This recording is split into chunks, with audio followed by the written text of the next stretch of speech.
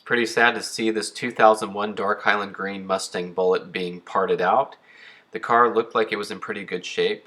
The seats were a little bit torn up on the driver's side, but the airbags were deployed. The car only had 72,000 miles on it, so pretty low, and everything looked like it was all there. The bullet intake manifold, engine, everything. It was bullet number 2448, and if we look at the Bullitt Mustang registry, that did belong to someone named Rebby, it looks like, and it's really too bad to see that this car was loved and taken care of, but now it's being parted out and it's going to end its life like this. I don't think the condition on this car is really too bad. I know looking at a wrecked car is really difficult to determine how bad it really is, or if something's twisted, if the unibody is twisted really bad. But even so, I think a 2001 Dark Highland Green Bullitt Mustang is a car worth saving, and I think that it's a pretty rare and neat car, and for the right person, I think they could put this car back together. And unfortunately, people just look at the car for what the parts are worth, and they decide that they're going to part it out and get their money back, or perhaps bought it at auction this way and they're just going to sell the parts off of it. A few of the parts could probably pay for what they paid for the whole car, and so I understand why people part cars out. I just think it's pretty sad and unfortunate. Now, if that whole front is twisted really bad and the K-member's messed up and the wheel will never sit right again, I understand why some people would say it's not worth saving, but you never know when the unibody is twisted really bad and it just won't line up again. Have to get a frame puller to try to straighten the rails and things on the front of the unibody there. I don't know how bad the condition really is, but it is sad to see the car like this, and I've seen worse, and I've seen people save cars that are in worse condition. And I think 72,000 miles on a Bullitt really isn't that bad. It's a pretty low mile and nice car. Now, the paint does look like it's fading.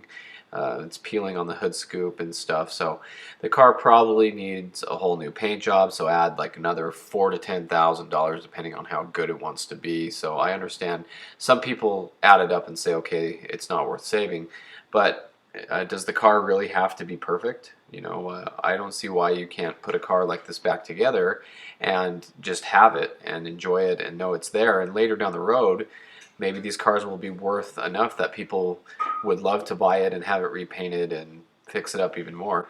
The fact is, this is a numbered car, and there will only be less and less of them as the years go on, so they won't make any more of these. That's as many as there are, and here's one of them.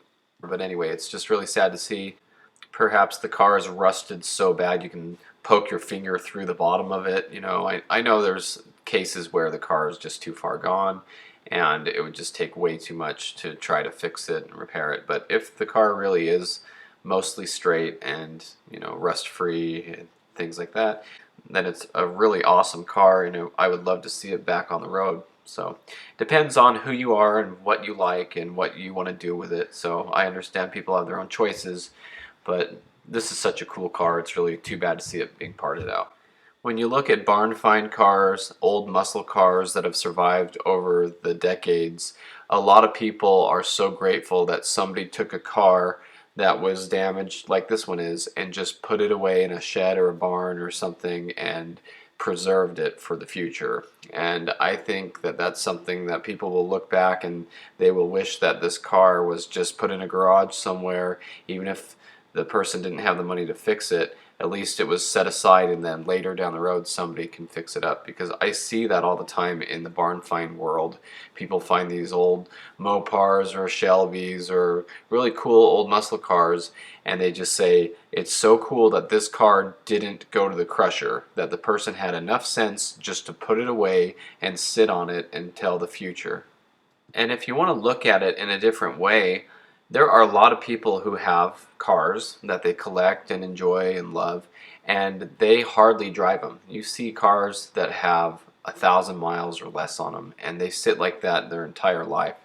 And so in that respect, what's the difference of this car sitting and maybe the owner once in a while starting it up, making sure that it runs, because obviously the engine and everything are still in it, and then just having it in the garage to look at just like they would a low mile car. It doesn't have to drive anywhere. right now. It doesn't have to do anything. All its job needs to do is be what it is and be preserved for the future. So that's something that I would like to see happen with cars like this.